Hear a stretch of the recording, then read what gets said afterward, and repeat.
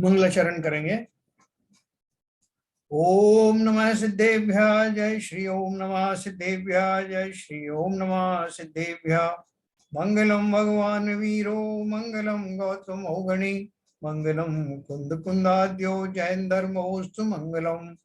सर्व मंगल मांगल्यम सर्व कल्याण कारकम प्रधानम सर्वधर्माणां जैनम जयतु शासनम जैनम जयतु शासनम जैनम जयतु शासनम।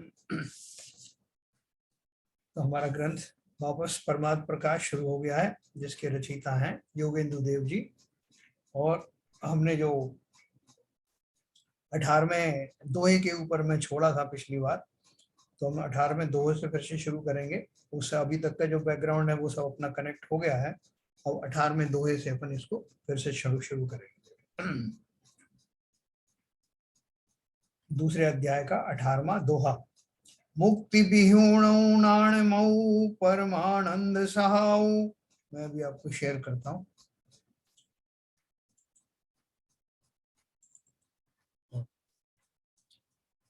मुक्ति बिहुणौ नाणमऊ परमानंद सहाऊ नियमी जोई अपु मुनि निच्चु निरंजन भाऊ। क्या अर्थ हुआ इसका?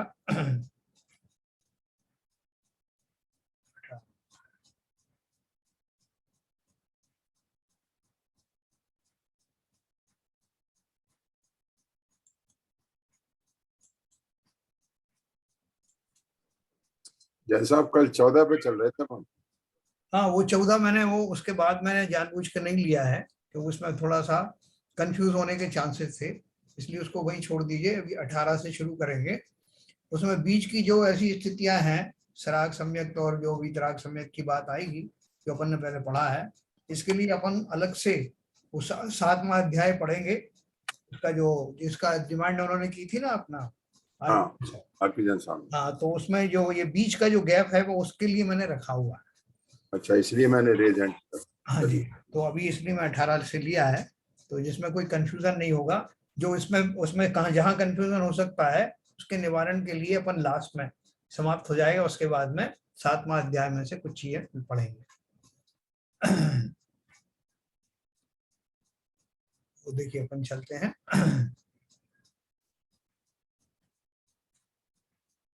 बाकी सब अनम्यूट हो गए कि नहीं हुए? बाकी सब म्यूट है? एक सेकंड।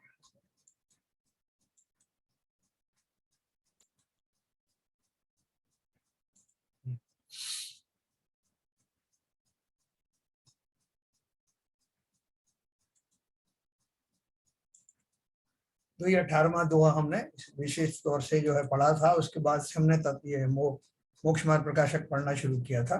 तो देखो इसमें फिर से मैं 18 दोहा पढ़ता हूँ। ये अपन ने दोहा पढ़ा, इसका अर्थ देखो। आगे 4 दोहों से 6 द्रव्यों के क्रम से हर एक के लक्षण कहते हैं। हे योगी, देखो ऊपर में एक जो लाइन आई थी एक्चुअली उसमें वो सराग सम्यक और वीतराग सम्यक की बात आई थी, जो अपन ने पहले पढ़ा था। क्योंकि और उन्होंने ये बोला कि वो सराग सम्यक भी वास्तव में व्यवहार सम्यक ही है। तो इस पहेली में कहीं आप उलझ ना जाएं, इसलिए मैंने उसको वहां छोड़ दिया है। वो अपन मैं आगे बात बताऊंगा। तो यहाँ क्या बोल रहे हैं? हे योगी, निश्चय करके तू आत्मा को ऐसा जान। कैसा है आत्मा? मूर्ति से रहित है, मतलब मूर्तिक है, मूर्ति से रहित है, ज्ञानमयी है, परमानंद स्वभाव वाला है, नित्य है, निरंजन है, ऐसा जीव पदार्थ है। अपन उसमें भजनों में बहुत सुनते ना आत्मा के बारे में, कैसा है कि जो तलवार से कटती नहीं, अग्नि में जलती नहीं, पानी में भीगती नहीं। ऐसे बहुत सारे भजन है, अपन गाते हैं और लोगों से सुनते भी हैं। लेकिन ऐसा हमको अंदर से भाव भाषण नहीं होता कि ओ मैं ही तो वो प्रसिद्ध आत्मा हूं जिसमें ये सब गुण हैं, जो दिखाई तो नहीं देती लेकिन सर्वत्र जिसका असर पाया जाता है। ऐसा उस आत्मा का जो चिंतन भली भांति से वैसा स्वरूप मुझे भाषित होता नहीं। इसके लिए उन्होंने कहा कैसा है आत्मा? मूर्ति से रहित है, निरंजन है। निरंजन का अर्थ क्या है? निरंजन का अर्थ है कि ऐसा कपड़ा, उदाहरण के तौर पे जिसके ऊपर कोई दूसरा रंग ना चढ़ पाए। मैं ऐसा उज्जवल वस्त्र के समान हूँ, मैं ऐसा उज्जवल पदार्थ हूँ जिसके ऊपर किसी तरह की कालिमा चढ़ती नहीं। मैं भले ही अभी कहता हूँ कि मैं तो अभी अशुद्ध हूँ पर्याय में, लेकिन उस अशुद्धि का अर्थ क्या है? वो अशुद्धि भी मेरे आत्मा में प्रविष्ट हुई नहीं, ना कभी हो सकती है। राग द्वेष आदि भी ऊपर ऊपर से। तो निरंजन का अर्थ समझना, ऐसा अनुपम वो जो शब्द है हर एक के लिए इस्तेमाल नहीं होता। नित्य निरंजन देव सिद्धों के लिए विशेष तौर से उपयोग में लाया जाता है। तो आत्मा को कैसा है? आत्मा मूर्ति से रहित है, ज्ञानमयी है, परमानंद स्वभाव वाला है, नित्य है, निरंजन है, ऐसा जीव पदार्थ है। भावार्थ है यह आत्मा अमूर्तिक शुद्धात्मा से भिन्न, जो स्पर्श रस गंध वर्ण वाली मूर्ति उससे रहित है। उससे अलग क्यों है? क्योंकि मैं जीव हूं और ये लक्षण किसके हैं? स्पर्श रस गंध वर्ण, ये पुद्गल के लक्षण है, इसलिए मेरे से मैच नहीं करते। लोक अलोक का प्रकाश करने वाले केवल ज्ञान कर पूर्ण है। मेरा स्वभाव है ना केवल ज्ञान वाला ही है, शक्ति अपेक्षा से, जो कि केवल ज्ञान सब पदार्थों को एक समय में प्रत्यक्ष जानता है, आगे पीछे नहीं जानता। वीतराग भाव परमानंद रूप अतीन्द्रिय सुख स्वरूप अमृत के रस के स्वाद से समरसी भाव को परिणत हुआ है। ऐसा हे योगी शुद्ध निश्चय से अपने आत्मा को ऐसा ही समझ। शुद्ध द्रव्यार्थिक नय से बिना टाकी का घड़ा हुआ सुगढ़ घाट ज्ञायक स्वभाव नित्य है। बिना टाकी का मतलब बिना जोड़ का, एक मुस्त होमोजीनियस सुगढ़ घाट ज्ञायक स्वभाव नित्य है, तथा मिथ्यात्व रागादि रूप अंजन से रहित निरंजन है। ऐसे आत्मा को तू भली भांति जान, जो सब पदार्थों में उत्कृष्ट है। इन गुणों से मंडित शुद्ध आत्मा ही उपादेय है और सब तजने योग्य है ना। जैसे अपन पढ़ते हैं ना, वो धन के बारे में पढ़ते हैं, गोधन गज धन वाजी धन सबई रतन धन खान, जब आवे संतोष धन सब धन धूरी समान। बोलते एक से बढ़कर एक धन है, रत्न आदि है, लेकिन सबसे बड़ा रत्न कौन सा है, सबसे बड़ा धन कौन सा है? संतोष धन है, जिसके आने के बाद और बाकी सारे धन फीके पड़ जाते हैं। उसी तरह से इतने सारे जो भौतिक रूप से मैं रत्न धन आदि कमाता हूँ, बहुत सारे विषय सुखों की कामना करता हूँ, उनके लिए जो है उनकी हिसाब किताब भी करता हूँ, उनको व्यवस्थित करने की प्रयत्न भी करता हूँ, लेकिन ये जो अनुपम रत्न है सभी पदार्थों में उत्कृष्ट है, और ऐसा पदार्थ मैं स्वयं ही हूँ। इन गुणों से मंडित, और इसके लिए वो मूर्ख ही होगा जो इतने उत्कृष्ट रत्न को छोड़ करके कंकड़ पत्थर को उठा लाए। इसलिए उसने क्या लिखा? इन गुणों से मंडित शुद्ध आत्मा ही उपादेय है और सब तजने योग्य हैं, छोड़ने योग्य हैं।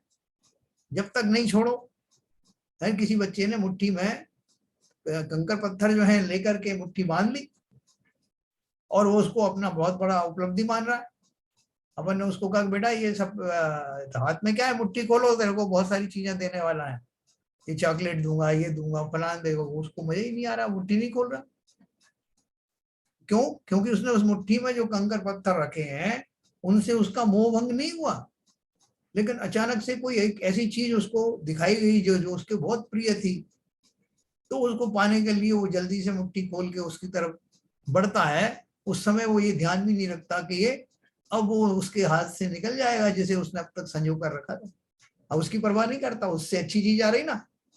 ऐसे ही अनादि काल से मैंने अपनी मिथ्या धारणाओं के कारण, मिथ्या श्रद्धाओं के कारण संसार में धन आदि का पंचेंद्रिय विषयों का संग्रह किया।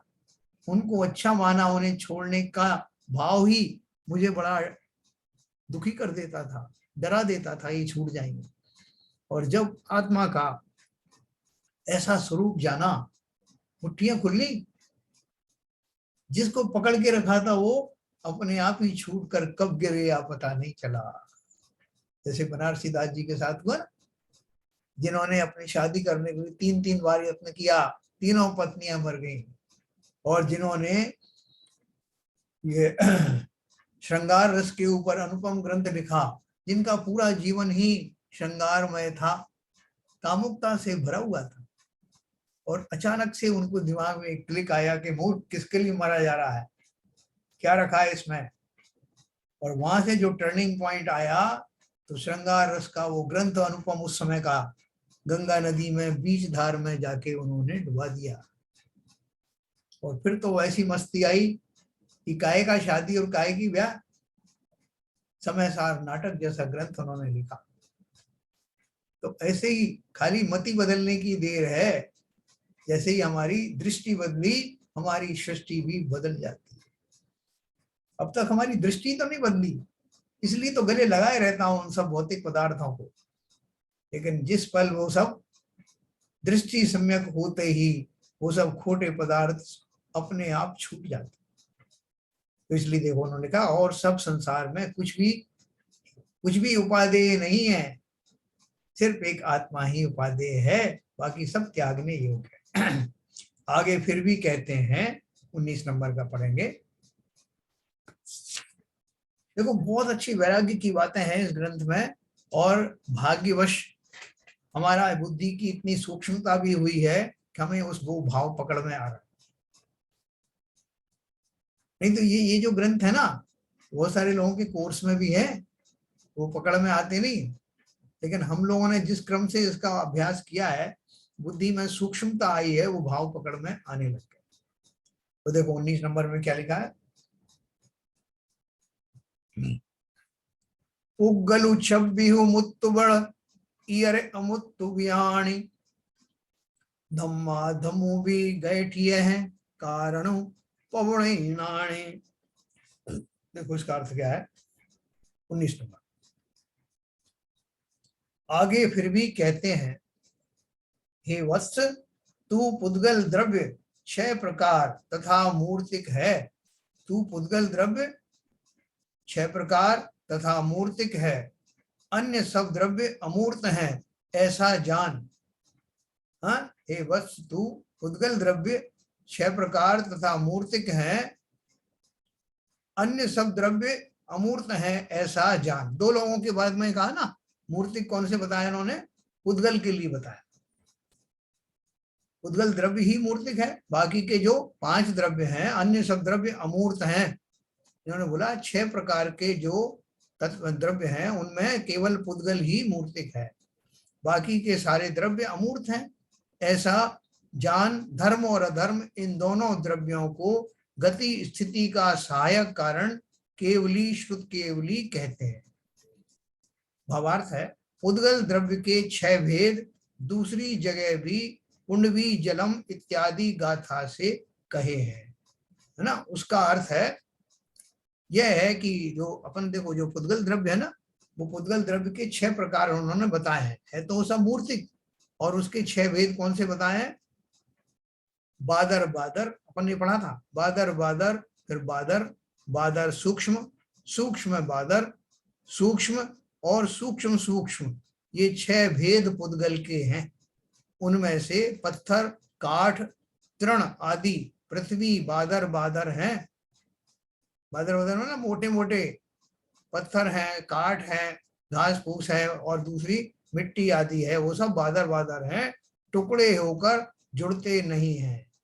घी जल तेल आदि बादर हैं, जो द्रव्य पदार्थ हैं जो टूट कर मिल जाते हैं। छाया आतप चांदनी ये बादर सूक्ष्म है। बादर सूक्ष्म मतलब किंचित स्थूल भी है और किंचित सूक्ष्म भी है। छाया कैसी है, जो देखने में तो बादर है और ग्रहण करने में सूक्ष्म है। छाया दिखाई तो दे रही, लेकिन आप पकड़ के दिखाओ उसको। तो इसलिए छाया आतप चांदनी ये बादर सूक्ष्म है, जो कि देखने में तो बादर है और ग्रहण करने में सूक्ष्म है। नेत्र को छोड़कर 4 इंद्रियों के विषय रस गंध आदि सूक्ष्म बादर हैं। देखो वहां बादर पहले था, सूक्ष्म बाद में था। यहाँ क्या किया, सूक्ष्म पहले आया और बादर बाद में आया। कौन सी चीज के लिए आया? नेत्र को छोड़कर 4 इंद्रियों के विषय रस गंधादि सूक्ष्म बादर हैं, जो कि देखने में नहीं आते और ग्रहण करने में आते हैं। इसके पहले वाले में क्या था? देखने में आते हैं, ग्रहण करने में नहीं आते, है ना, ये उसका अंतर है। जिसका दूसरा भाग नहीं होता। कर्म वर्गणा के बारे में बोल रहे हैं। कर्म वर्गणा सूक्ष्म है, जो अनंत मिली हुई है, परंतु दृष्टि में नहीं आती। कर्म वर्गणा है, आपको दृष्टि में भी नहीं आएंगे, किसी इंद्रिय के विषय बनती नहीं। और सूक्ष्म सूक्ष्म परमाणु है, जिसका दूसरा भाग नहीं होता। इस तरह 6 भेद हैं। किसके हैं ये 6 भेद? पुद्गल के। इन 6 तरह के पुद्गलों को तू अपने स्वरूप से जुदा समझ। ये सबसे सूक्ष्म चीज क्या बताई? परमाणु। और उससे छोटी, उससे भी सूक्ष्म क्या है? मैं स्वयं, आत्मद्रव्य। इन 6 तरह के पुद्गलों को तू अपने स्वरूप से जुदा समझ। यह पुद्गल द्रव्य स्पर्श रस गंध वर्ण को धारण करता है, इसलिए मूर्तिक है। अन्य धर्म अधर्म दोनों गति तथा स्थिति के कारण है, ऐसा वीतराग देव ने कहा है। यहाँ पर एक बात देखने की है कि यद्यपि वज्र वृषभ नाराज संगनन रूप पुद्गल द्रव्य मोक्ष के गमन का सहायक है, इसके बिना मुक्ति नहीं हो सकती, तो भी धर्म द्रव्य गति सहायी है, इसके बिना सिद्ध लोक को जाना नहीं हो सकता, तथा अधर्म द्रव्य सिद्ध लोक में स्थिति का सहायी है। लोक शिखर पर देखो, सारे द्रव्यों के बारे में बता रहे हैं। तो उन्होंने एक चीज क्या बताई है कि बीच में उन्होंने एक बात निमित्त की भी कर दी। ये 6 द्रव्यों का जो वर्णन करते करते उन्होंने एक बात और क्या बता दी। यहाँ पर एक बात देखने की है कि यद्यपि वज्र वृषभ नाराज संगनन रूप पुद्गल द्रव्य क्या है? इसमें पुद्गल द्रव्य क्या है? वज्र वृषभ नाराज संगनन का अर्थ क्या है? वो हड्डियां। संगनन का अर्थ क्या है? हड्डियां।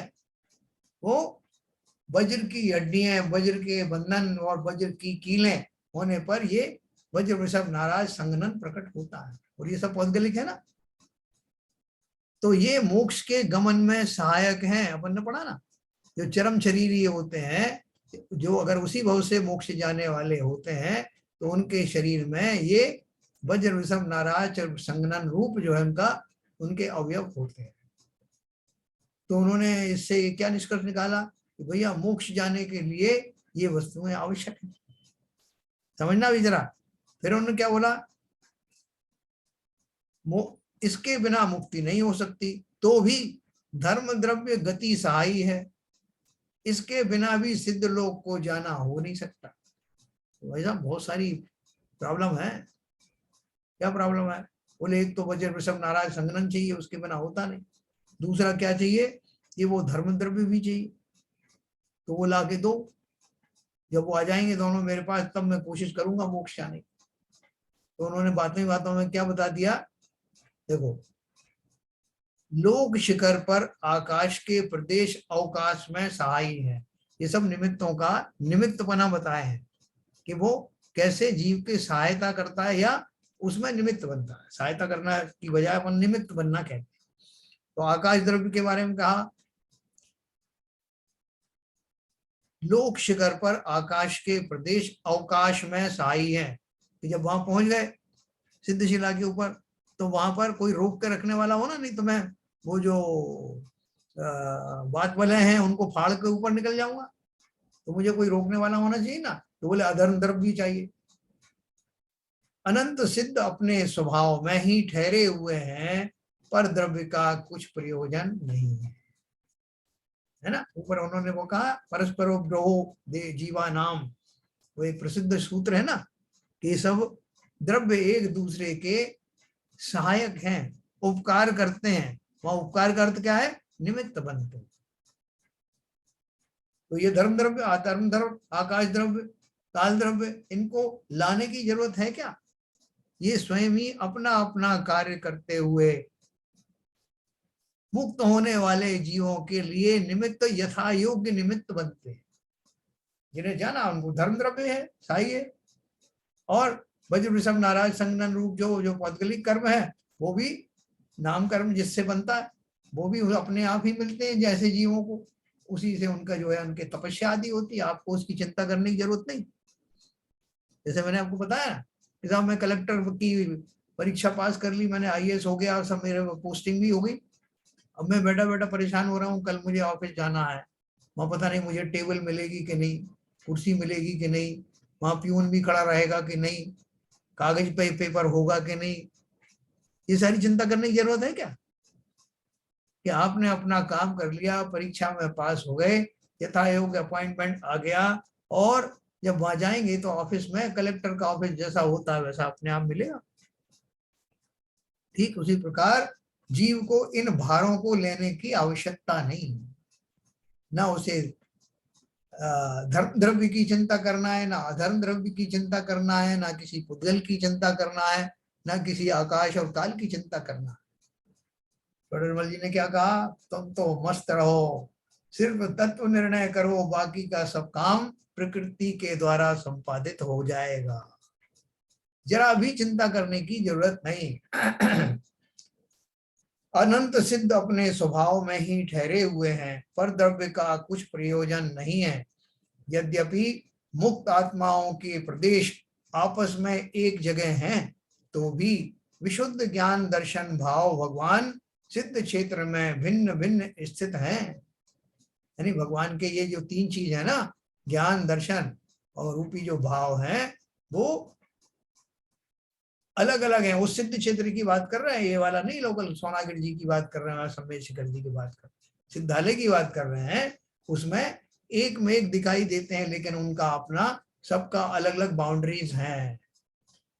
कोई सिद्ध किसी सिद्धों से प्रदेशों कर मिला हुआ नहीं है।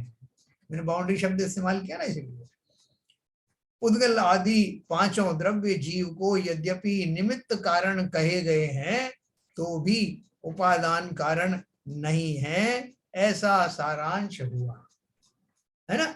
यही भाव था उसका। इसका भाव जो है बहुत गहरा है। ये तो आपको मोटी मोटी बात बताई है।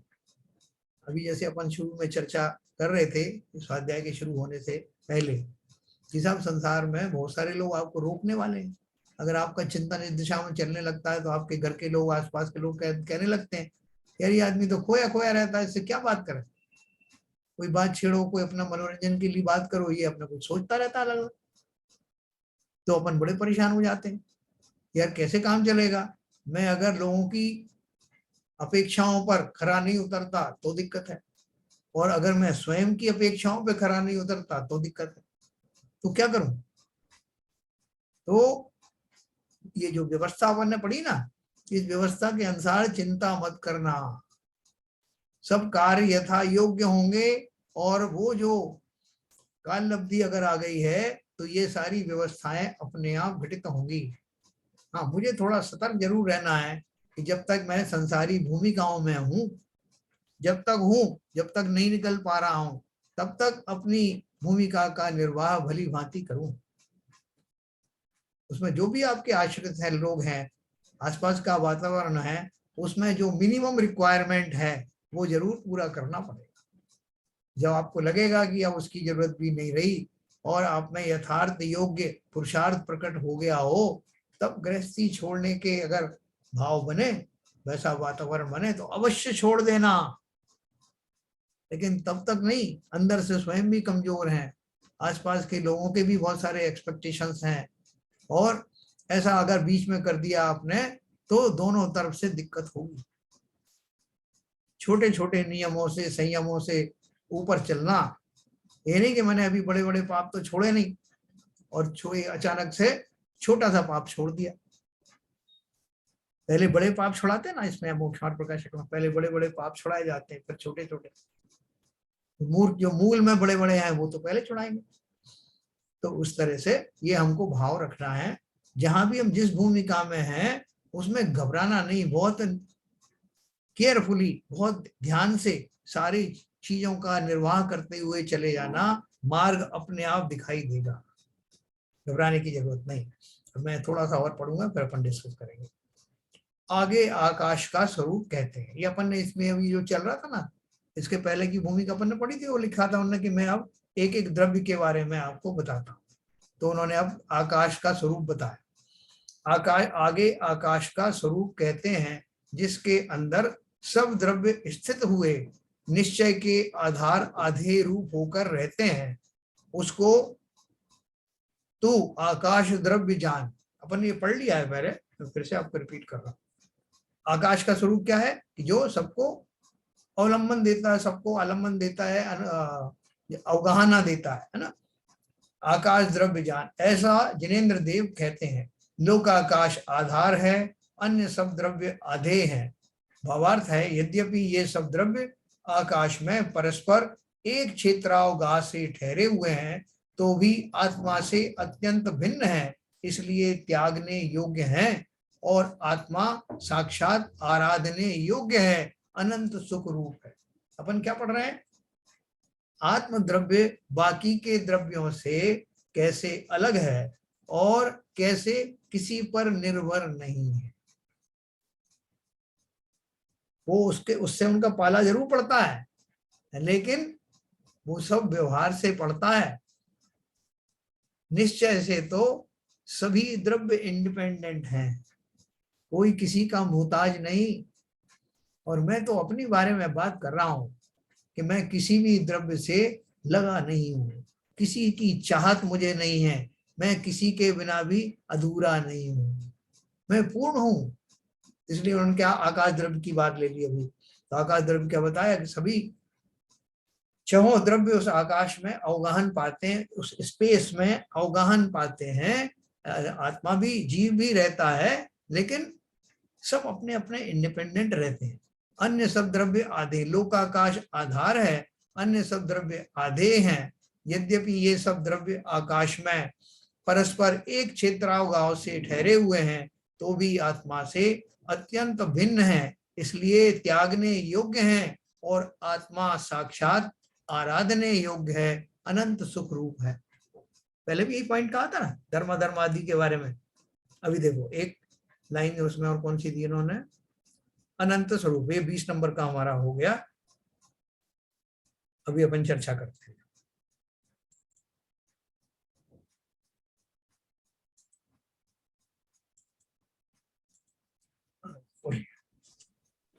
कोई कंफ्यूजन तो नहीं ना?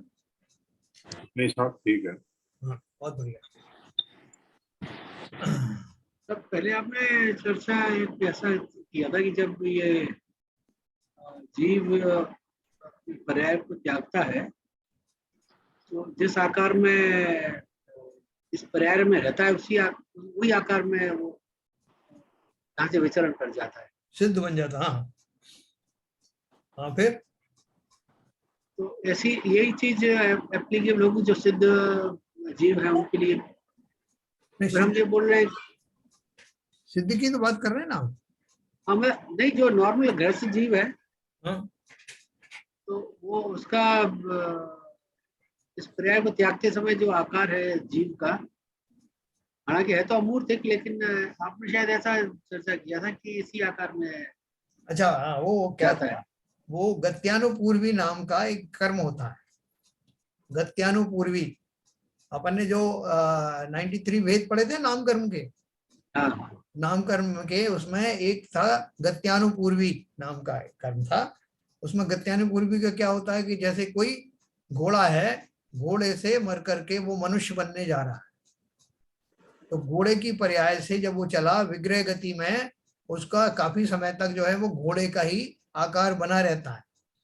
लेकिन जब वो अंतिम वो शरीर को ग्रहण करने की दशा में आता है, एक समय पूर्व उसका आकार मनुष्य का हो जाता है। वो ही जो अपने मोक्ष जा रहे हैं जीव, तो वो तो जो उनका शरीर का आकार है उसी में रहेंगे, दोबारा तो उनको जन्म होना नहीं। हाँ, जन्म, न केवल जन्म नहीं होना है, बल्कि नाम कर्म आदि सारे समाप्त हो गए ना।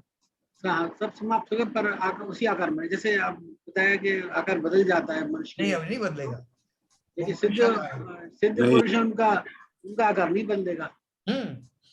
अंतिम। नहीं, वो क्या कह रहे हैं जैन साहब, हाँ, तो जब 13वें गुण स्थान से 14वें गुण स्थान में अनंत स्थिति में आता है जीव, हाँ, तो उस समय वो शरीर ही रहता है। हाँ, वो शरीर का जो आकार है हाँ, वो वही आकार है जो उसके 12वें या 11वें 7वें वो गुण स्थान। ग्रस्त दशा में था। हाँ, हाँ, और ठीक है। जब वो 14 गुण स्थान से उस समय वो जो 5 शब्दों के अंतर से जो हाँ, सिद्ध अवस्था पाएगा, हाँ, तो जो आकार निराकार बनेगा हाँ, वो स्वरूप वही होगा, जैसा आप शायद ये पूछ रहे हैं, जो ग्रस्त हाँ, अवस्था। हाँ, तो वो तो बताया। हाँ, मतलब जब जब उन्होंने मोक्ष लिया तो उससे पहले जो शरीर था उसी आकार में वो सिद्ध शिला पे हाँ, जा रहे हैं। मेरा बिल्कुल। ख्याल है मैं वही इसका समझा। मतलब नहीं, मेरा कहने का ये मतलब है, हाँ, इसका मतलब जो जीव है वहां पर एक आकार के साथ है। ओके, और हम ये भी कहते हैं कि सिद्ध शिला पे बहुत सारे जीव है, बहुत जीव है। हाँ, और अब फिर ये भी कह रहे हैं कि सब कोई एक दूसरे को टच नहीं करता, कोई टकराता नहीं, कुछ नहीं होता। और फिर हम ये भी कह रहे हैं कि वो आकार में जा रहे हैं। देखो अच्छा। देखिए इसका मतलब इसका वो ऐसा नहीं कि जैसे बूंद होती है स्फेरिकल, जो कि एकदम स्मॉलेस्ट स्पेस लेने के लिए बूंद बन जाता है, स्फेरिकल गोला बन जाता है। नहीं, तो देखिए नहीं ऐसा हो रहा है, तो पूरा उसी ललित जी, आकार में।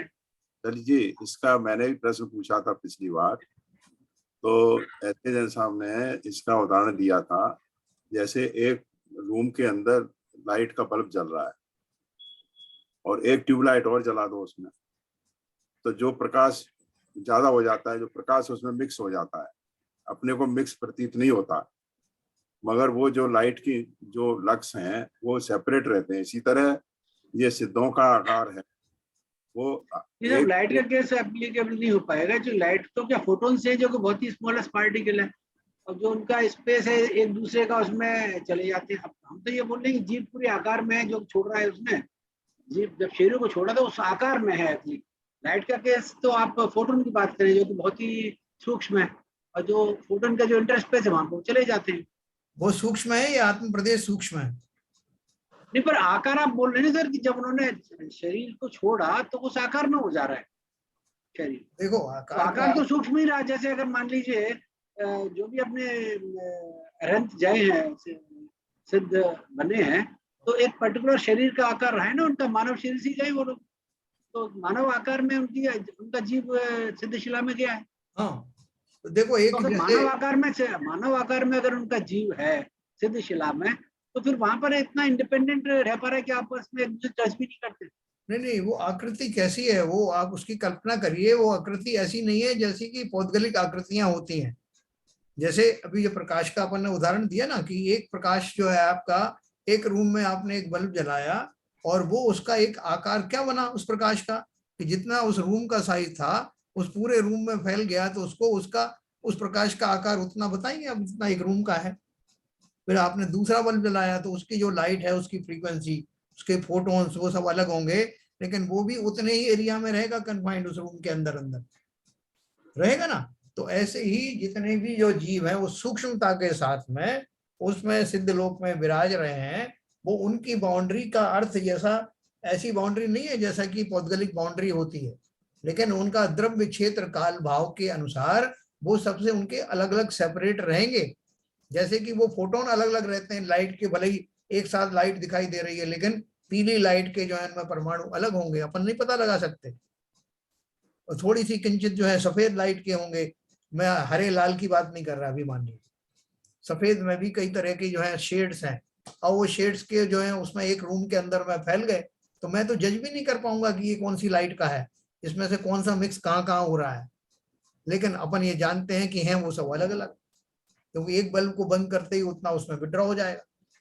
तो ये सब केवल ज्ञान गम्य आकार हैं जो, और बहुत सूक्ष्म आकार हैं जो आपकी आंखों से इंद्रियों से तो ग्रहण होंगे ही नहीं, लेकिन उनकी एक ना एक बाउंड्री तो होगी।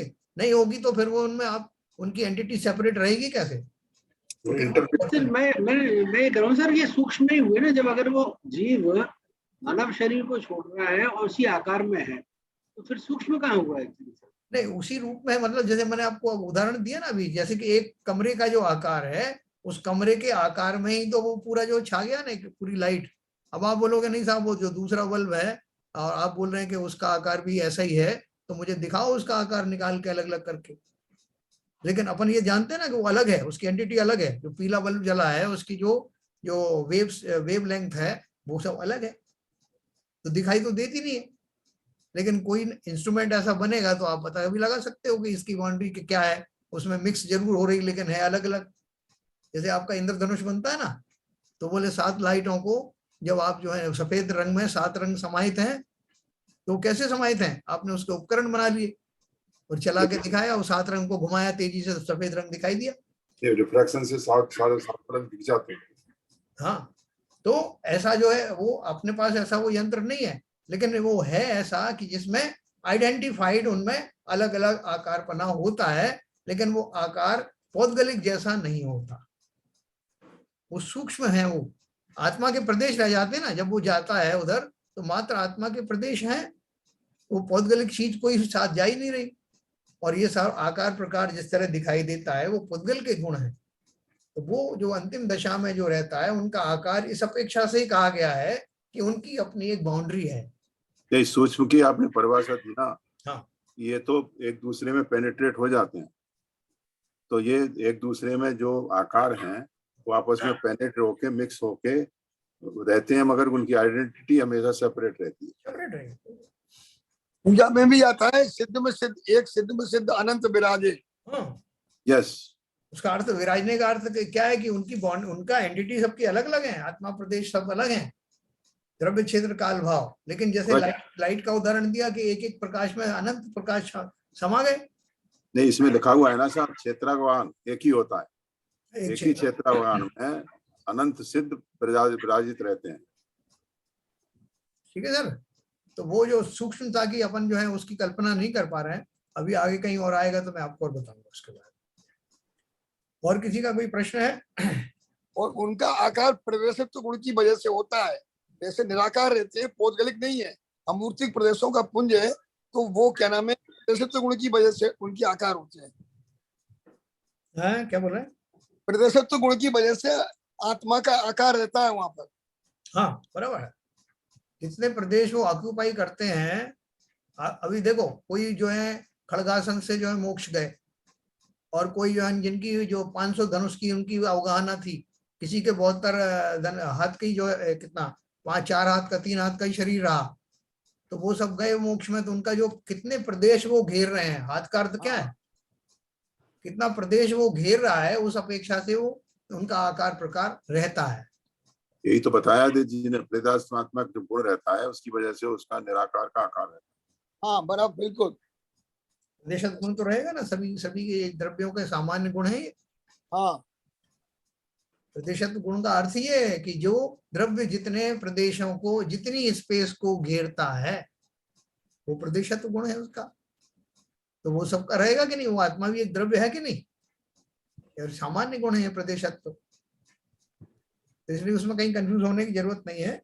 वो आकार पौद्गलिक जैसा आकार नहीं है जो आंखों से, चक्षु से या और इंद्रियों द्वारा ग्रहण हो जाए, इस तरह के आकार नहीं है।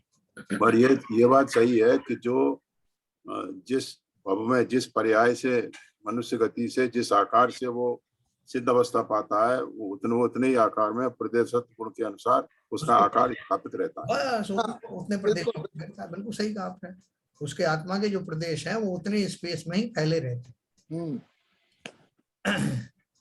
हाँ शैलेंद्र जी, ठीक लग रहा है आपको? कुछ और क्वेश्चन तो नहीं?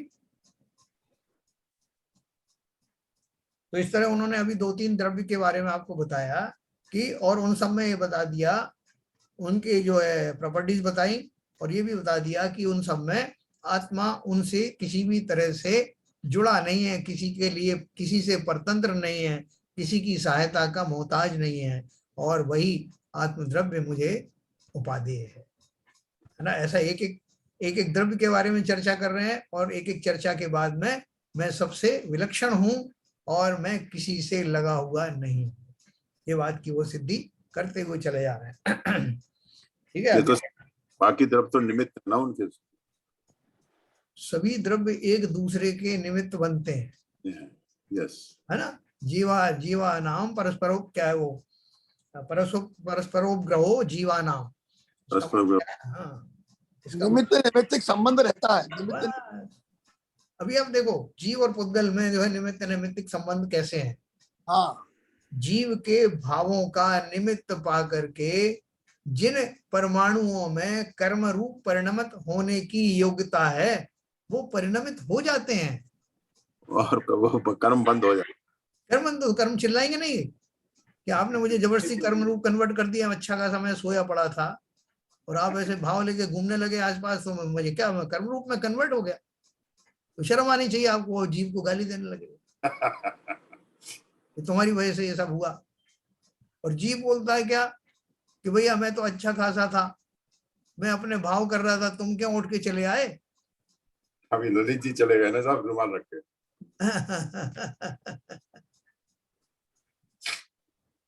ठीक है सर। तो ऐसे निमित्त नैमित्तिक संबंध जो है जीव सभी द्रव्यों के एक दूसरे के प्रति बने रहते हैं।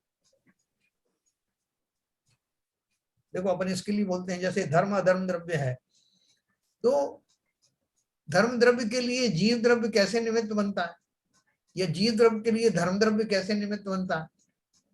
कि जीव को जब चलना हुआ, पुद्गल को जब चलना हुआ, तो उसके ऊपर में ऐसा आरोप आता है कि चूंकि धर्म द्रव्य था, वो फैसिलिटी अवेलेबल थी, इसलिए जीव और पुद्गल चल पाए।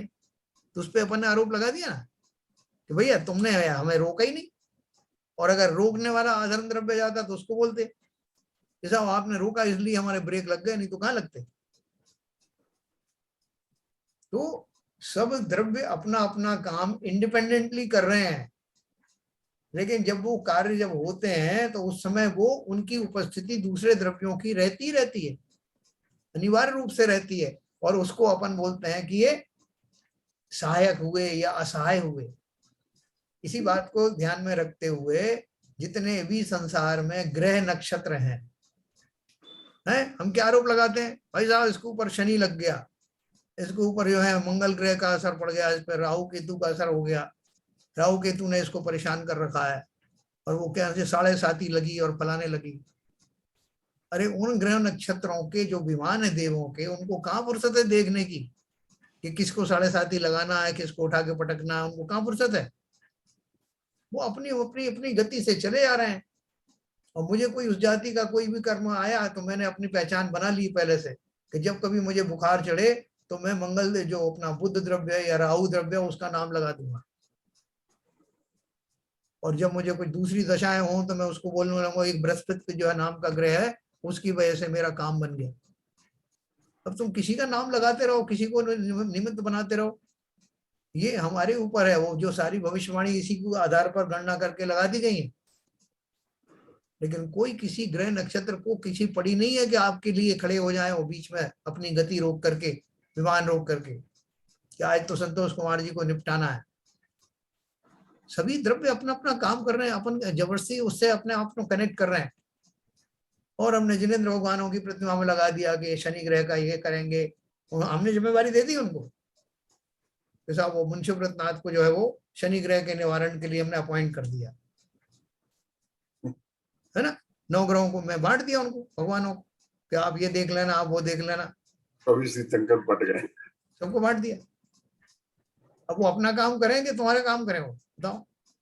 वो वीतरागी है, वो किसी का काम नहीं करता। वो वीतरागी है। मुंशीव्रत नाथ सोचेंगे कि देखो आज शनिवार का दिन है, इतने सारे भक्त आने वाले हैं, आज सुबह से अपन जो है तैयार होके बैठो, पता नहीं किन किन के ऊपर मुसीबतें आई, वो टालना है ना अपन को। तो उनका तो हो गया, उनका सुख बर्बाद हो गया कि नहीं? काय का अनंत सुख। लेकिन अपन ने उनको भी जिम्मेदारी दे दी है बहुत सारी। तो जैसे हम जो पूजन वूजन करते हैं ना, पूजन में बहुत सारी जिम्मेदारी कह देते हैं, पार्श्वनाथ भगवान का अर्घ चढ़ाते हैं ना, तो क्या क्या अर्घ है पार्श्वनाथ भगवान का? बाबूजी बताना जरा। पार्श्वनाथ भगवान का अर्घ चढ़ाओ। रागी को रागी बना देते हैं।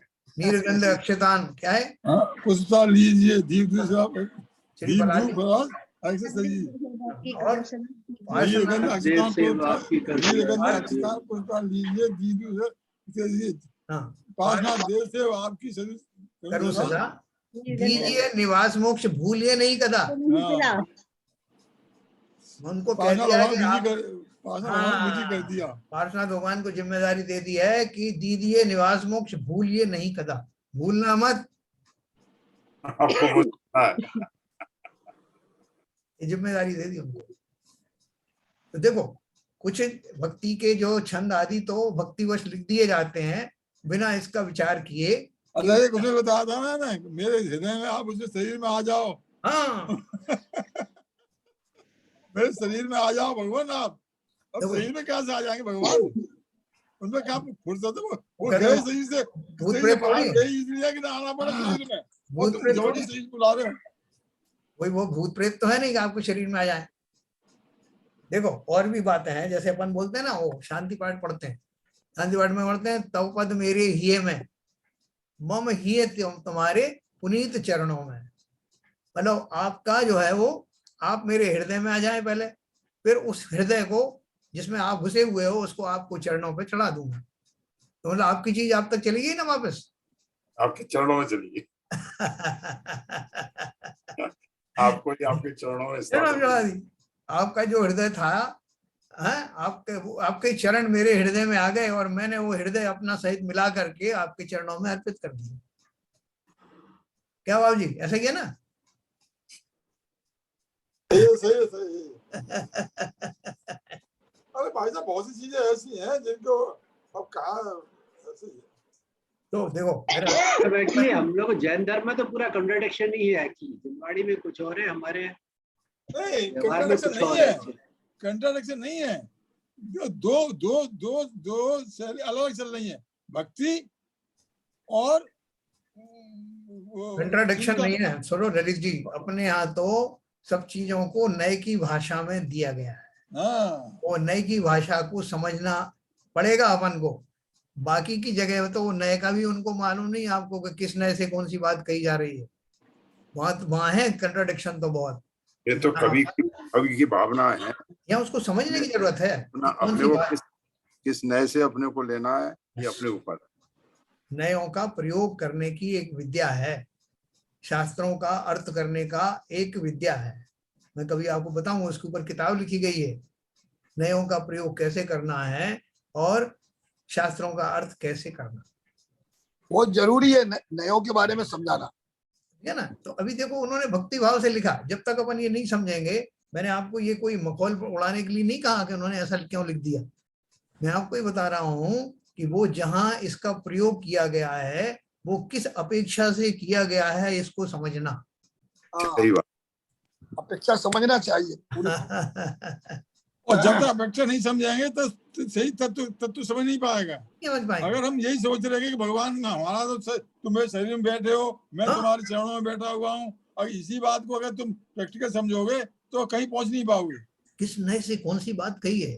अभी उन्होंने इतनी बड़ी जो लिखी है, ओ जगत गुरुदेव सुनिए साहेब मेरे, तुम प्रभु दीन दयाल, ऐसा ना, मैं दुखिया संसारी, हाँ अष्ट कर्म मैं हूं एक, मैं अकेला हूँ, 8 कर्मों ने मुझे कैसे कैसे दुख दिया, कैसे मेरे साथ अन्याय किया।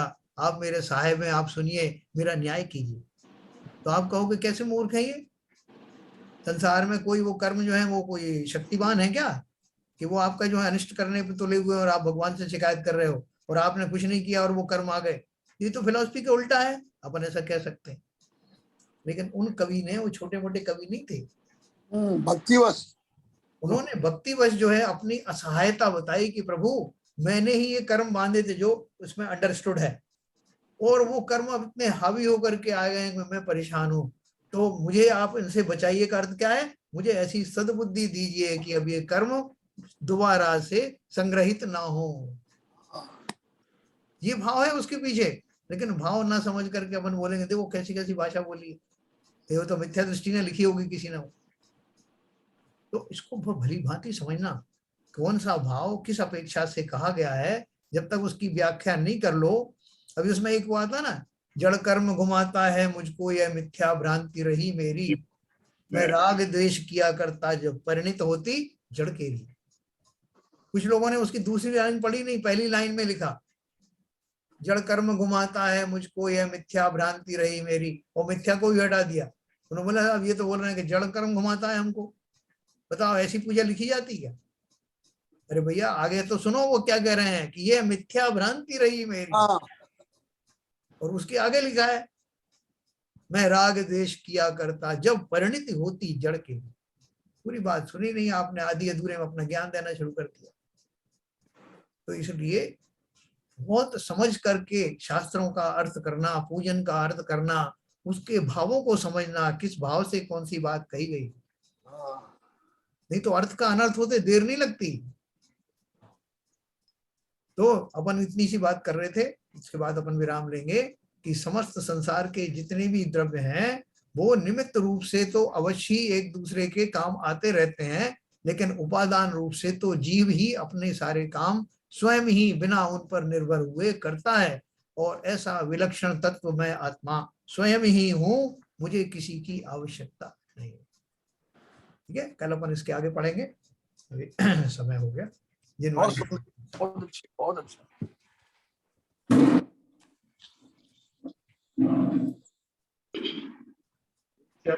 नाश वेको ज्ञान फिर प्रकाश वेको आपा पर भास वेको भानु सी बखानी है। जहो द्रव्य जान वेको बंध वेदी मान वेको स्वपर छान वेको परम प्रमाणी है। अनुभवताय वेको जीव जताय वेको पाउन सताय वेको भव्य उदानी है। जहाँ तहाँ तार वेको कार के उतार वेको सुख के स्तार वेको यही चिन्ह वाणी है। हे जिलवाणी भारती वे जुगुंदर है, जो तेरी शरण में सो पावे सुख है। जिलवाणी के ज्ञान से सूझे उतारो, तो वाणी में सिद्ध धरो सदा देते दो, सदा देते दो। जिलवाणी माता की जय।